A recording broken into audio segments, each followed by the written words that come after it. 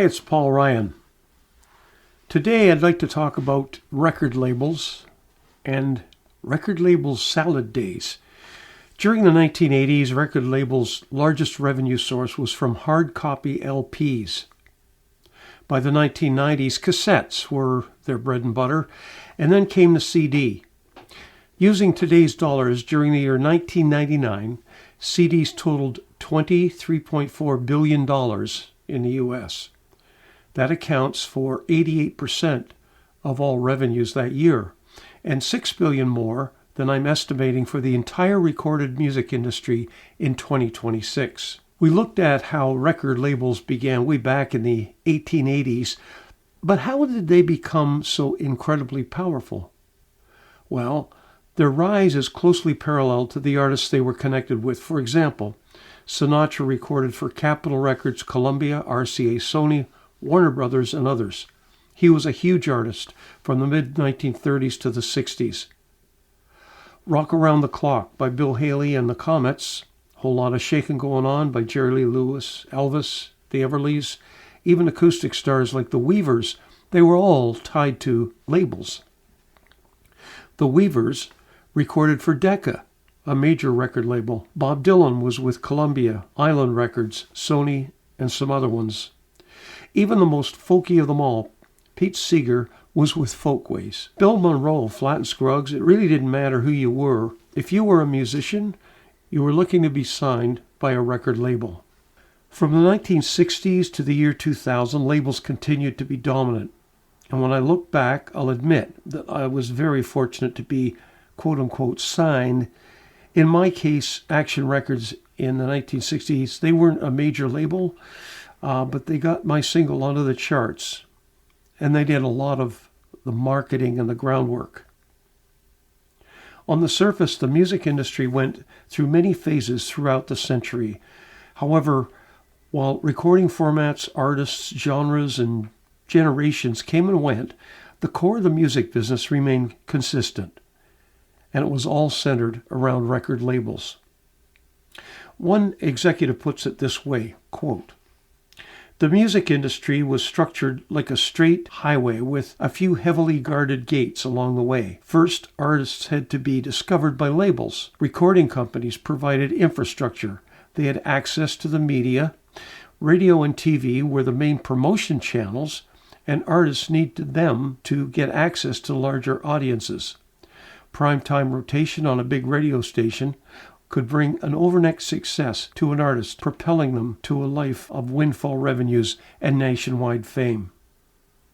And yet, only a handful of artists enjoyed the benefits of that system." End quote. By the end of the millennium, the tables started to turn. In 1993, the MP3 was born, allowing to reduce the size of the digital music files up to 95%. And this resulted in a boom in the digital distribution of music in the early internet era. As Napster, 1999, led the way for the music piracy and then made digital downloads commonplace, the first cracks within the record label dominance began to show. And in the past couple of decades, the recording industry has gone through 3 different cycles, from CDs to digital piracy to digital streaming providers, and then paid streaming. The business model changed rapidly through those years, and labels have adapted.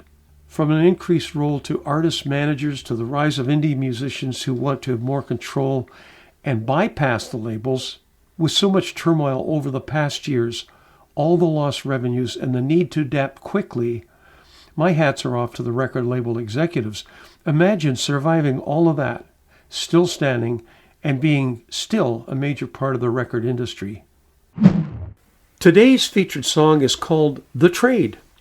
Some of you may have heard the name Robert Johnson or seen the old movie Oh Brother, Where Art Thou? Part of the mythology and folklore of the Mississippi River Delta is that Johnson sold his soul to the devil to play the guitar. I wrote The Trade to follow up on that theme, and I used a different protagonist, a guy named Dan Finn, and he suffers the exact same fate as Johnson did. But what I did in this song for the Trade is use the 12-string guitar. I thought that gave it that eerie feeling, kind of a bluesy feel to it. So I used the 12-string throughout the song.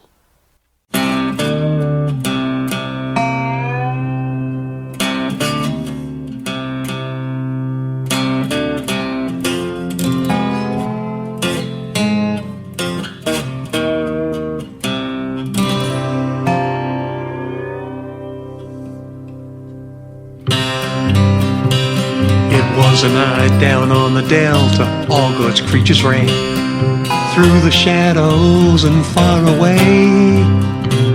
They felt the chill of a demon's breath, so scattered many miles, ran to live another day.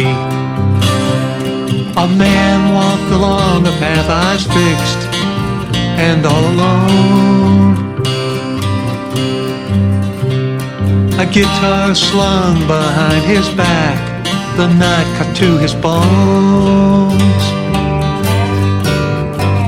Who needs a soul day and thin thought picking up the pace? At midnight he'd make the trade.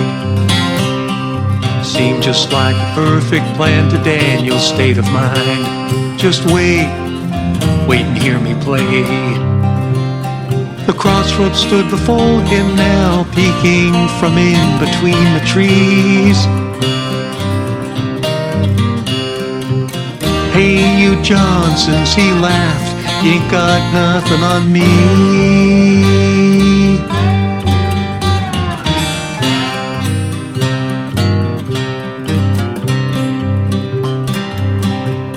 Beside a tree, straight ahead, sat a bent and feeble man. Seemed like someone Daniel knew. I'm looking for the hoodoo trade, came Daniel's nervous words. It's one the devil must approve. The man stood up, cast an empty, hollow gaze. His black, piercing eyes flashing hellfire, and yet Dan stayed. Take my hand, said the man, now looking 10 feet tall. Dan complied, waiting for a sting. I've taken what I need from you, and now you have your trade.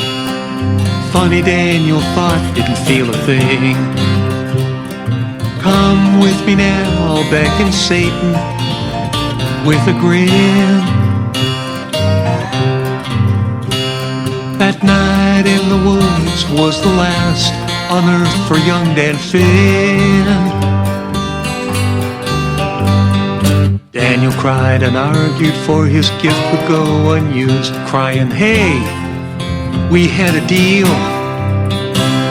But he knew those pleas were hopeless and he'd never get to play. His fate forever sealed. Conned and fooled, his special dream denied.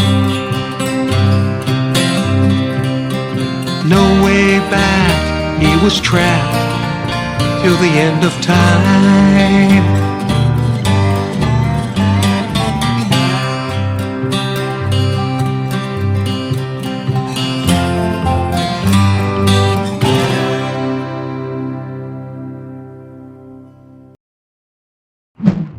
Freddie's head is spinning as he bikes back to his apartment after that meeting with Bob Hackett. He's trying to lock into memory what Hackett has suggested. Okay, Freddie thinks as he swerves his bike around a parked car. First off, I gotta run some ads. And I gotta get out there. I gotta get an audience. He stops pedaling the bike and coasts down a short hill, still stumped at Hackett's third item. Apple has a music store? Where? Freddie's mind is still fixed on the old retail music stores like the one in Cherry Creek, the one that went out of business a couple of years ago. He's still not exactly sure how to get his music into a store that's online. When he gets back to his apartment, he immediately goes to work. That week, he runs an ad in the local community newspaper. It's not very expensive, and it's the very first time Freddie spends any money advertising his music. He follows up by going online and ticking friend to every single person he sees online with a guitar in his or her hands. And he's active every day on YouTube. He begins sending out his videos and making comments by offering thumbs up to songs by other musicians. He'll wait on the Apple Store. But hey, 2 out of 3 ain't bad, Freddie thinks. After a couple of weeks, Freddie's YouTube channel became more active. The 2 videos combined now had a total of 63 people who had viewed them.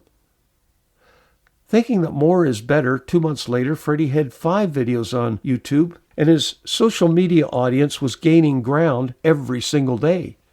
His Facebook account began to attract new followers. So did his other social media. Is that how the pros do it?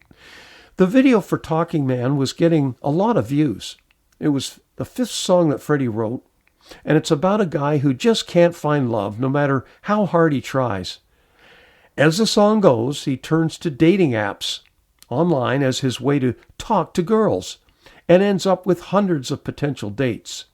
It's a dark humor song, but it seems to speak to many lonely younger people. And every morning, Freddie would check the stats for Talking Man. He becomes obsessive, checking his YouTube stats at work, on breaks, and then again during the evenings back in his apartment. As he sat on the couch one evening, he wondered, what was this all leading to? All the action, all the views are great, but how do the pros make money? Hey, maybe if I just get to a certain point, people will pay to download my music? And then he remembers what Bob Hackett had told him. You got to get your music out into those online stores. Them stores like Apple. If people like your music, they need to be able to go somewhere and buy it. This, Freddie vowed, will be his very next move. Thanks for listening to this week's Sound Threads. Hope you enjoyed it. Next week we'll have a brand new edition. Hope you will join us then.